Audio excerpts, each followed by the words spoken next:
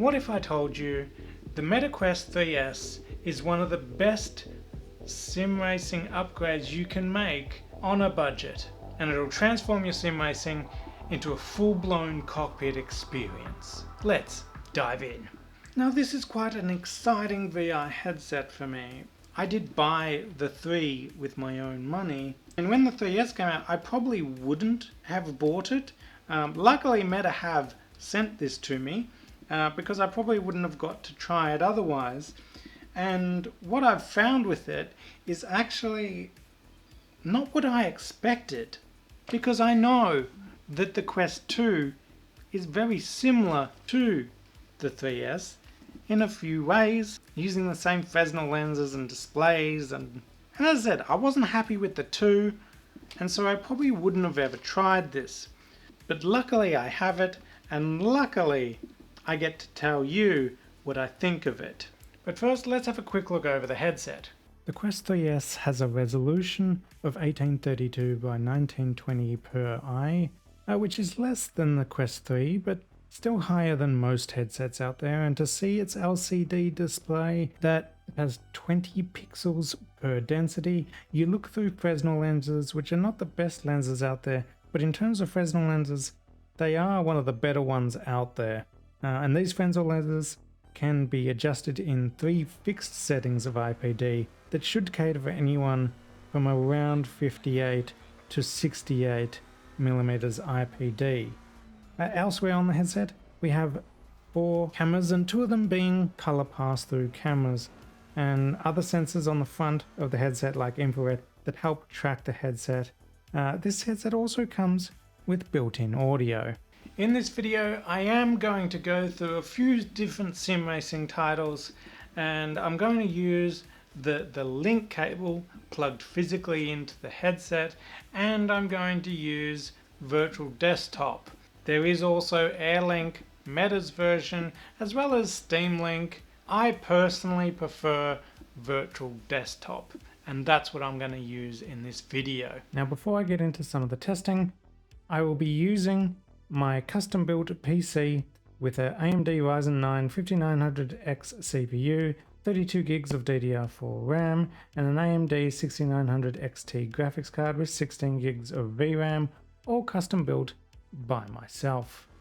There's 3 main games I like to test sim racing in, normally tested from the hardest on the computer and the headset to the easiest. Here we have Assetto Corsa Competizione. Notoriously bad for VR, even with a mid-range spec computer. However, with a Quest 3S, I can get a steady 90 FPS frame rate at 90 Hz, with mostly mid to high graphics settings with anti-aliasing on high. I can push it to 120 Hz. However, I have to pull the settings down, and I don't like that. The way it looks, it's just a bit of a softer image, and for the most part I think 90 Hz is fine, and I would only set it to 120 Hz in Assetto Corsa Competizione if I had like a high-end GPU, like a 5090 or something, 4090 even. I didn't have to like turn the settings down. But in terms of is ACC playable and actually looking good on a mid-range computer, and yeah, my computer is probably slightly higher than mid-range, but I wouldn't say it's top end these days. And the answer is yes, and that's great. There's some VR headsets I just can't play, even if I turn settings really down, and it looks terrible, and it's just, I don't want to play it anymore. It's just too hard in ACC. But with the Quest 3S, because of its slightly lower resolution, which is still high for most VR headsets, it's definitely playable, and it looks good. Up next is Automobilista 2, and this game is not as hard on the computer, and with the Quest 3S, with my specs, I would feel safe running this game in 120 Hz and still achieving good frame rates and good visuals. So if you play Automobilista 2, yeah, I think you're pretty safe running this and 120 Hz and especially if it's a lower end GPU, you could definitely get away with 90 Hz here, mid-range graphical settings. Automobilista 2 is generally pretty good with VR. Now, iRacing. iRacing is the next test I normally like to run, which is probably one of the easiest ones graphically. It's quite an older game now. VR visuals are probably not the best at the best of times. But look, with iRacing and the Quest 3S, I can push it all the way. I can go highest graphical settings, 120 Hz, without too much of an issue here with my specs. In saying that, the graphics is what it is with iRacing. That's not the Quest's fault though.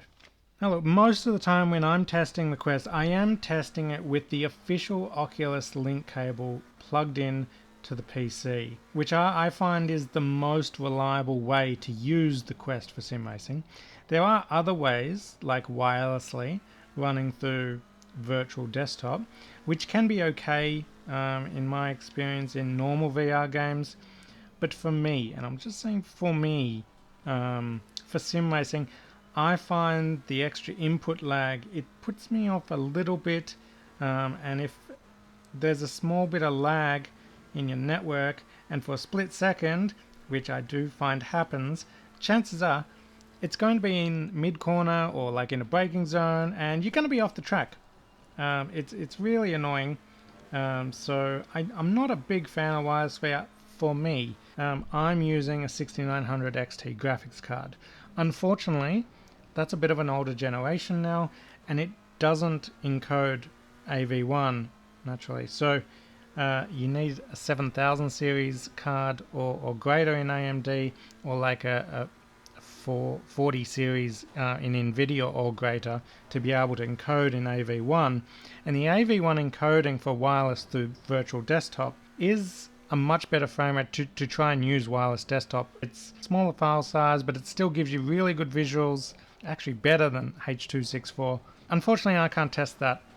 I don't have a GPU capable, but I do plan on upgrading. I will test this out and maybe do another video when it comes to AV1 encoding. So subscribe for that. Another thing you got to think about with a wireless network is also your modem, your router in your house. I'm personally running an Eero 6, which runs Wi-Fi 6. I do have my PC plugged in to the wall with an Ethernet cable and to the modem. However, the Wi-Fi 6 then goes to the headset, and that's where the latency kind of comes in.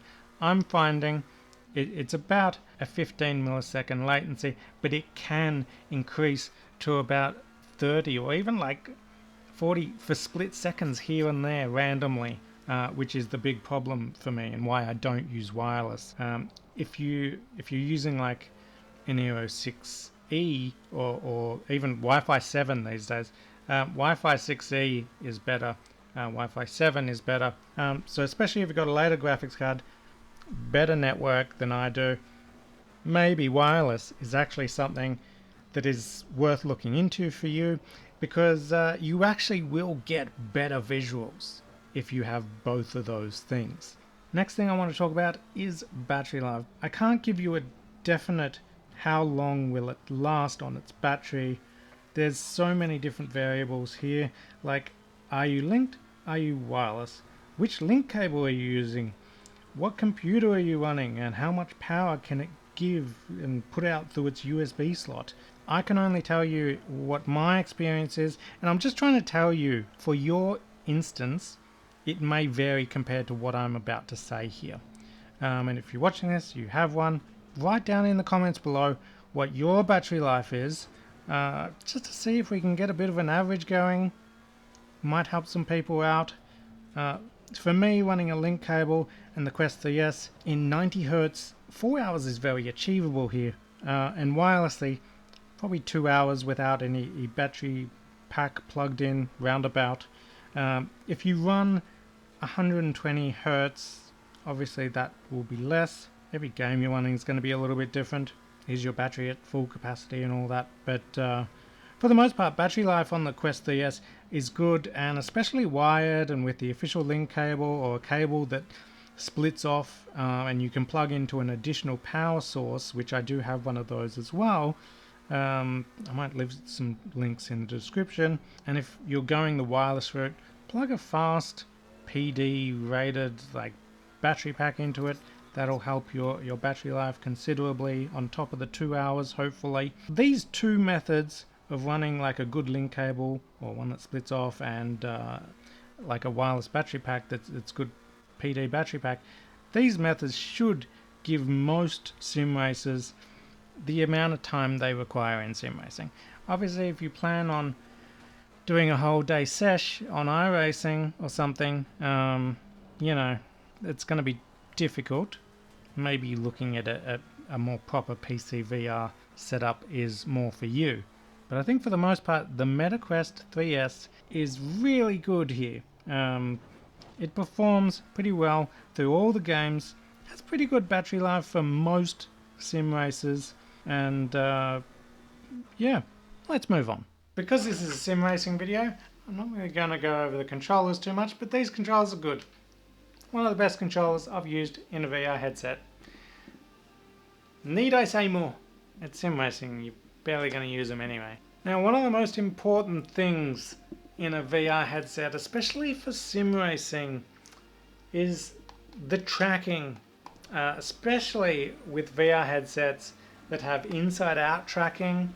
I'm generally not a massive fan of inside-out tracking for sim racing. I do prefer to have the lighthouses and have outside-in tracking. So many VR headsets I've had, in the middle of a sim race, the tracking just starts to wobble out and have issues. And I've experienced that for years.